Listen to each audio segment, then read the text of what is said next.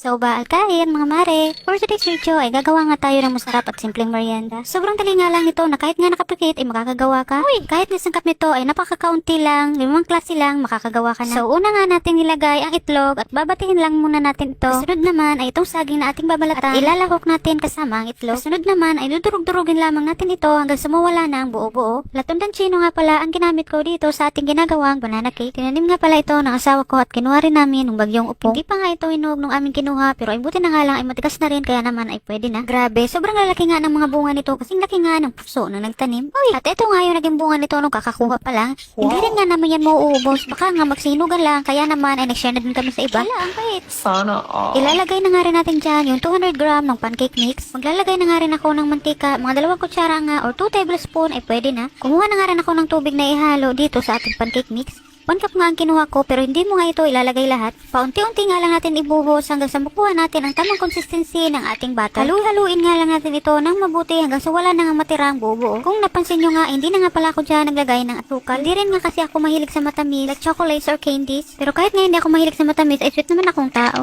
Uy, binuhat ang sariling ko. Sa wakas nga, after 1,000 years ay natapos din ang ating paghalo-halo. Grabe, lumaki yung braso ko. Ganitong consistency nga ang ating hinahanap, yung hindi nga masyadong malabnaw at hindi rin masyadong dry. At pag okay na nga, ay kailangan nating painitin itong air fryer na sa gayon ng pagsasalang ay sigurado pantay ang init niya. Pagkatapos nga natin dyan, ay ihahanda naman natin itong mga lalagyan o lyanera. Hindi ko na nga pala naisama sa video pero naglagay na nga rin ako dyan ng mantika sa mga lalagyan. Naglalagay nga tayo ng mantika sa mga lalagyan dahil mamaya nga pagtanggal natin ay hindi ito didikit. Grabe, sa mga oras na nga itong nagsasaling tayo ng butter sa lalagyan ay amoy na amoy ko na nga ang babango ng banana cake. Hindi na nga rin tayo naglagay ng vanilla dahil amoy pa lang ng saging ay napakabango at nakakatakam na. Kaya naman kung kayo nga ay mayroong saging na sobrang hinog na, ay wag nyo nga itatapon at gawin nyo nga ng katulad nito. At ngayon nga ay natapos na tayo magsalin-salin ng mga butter dito sa ating ganera. Ilalagay na nga natin ito dito sa ating pinainit na air fryer. Mga 160 to 180 degree lamang nga ang air fryer na sinet ko. Wag nyo nga isasagad para hindi naman masunog agad. 30 minutes nga rin ang cooking time nito. Bago nga hanguin, ay kailangan nga natin itong i-check kung talagang luto na. Tusukin nyo nga lang ito ng tinidor or toothpick para ma-check kung talagang luto na. Kapag malinis nang lumabas ay ibig sabihin okay na ito. At dahil nga ay okay na, andito na nga tayo sa exciting part ng ating pagluluto, ang tikiman time. Grabe, sobrang bango at ang lambot nga ng ating nagawang banana cake.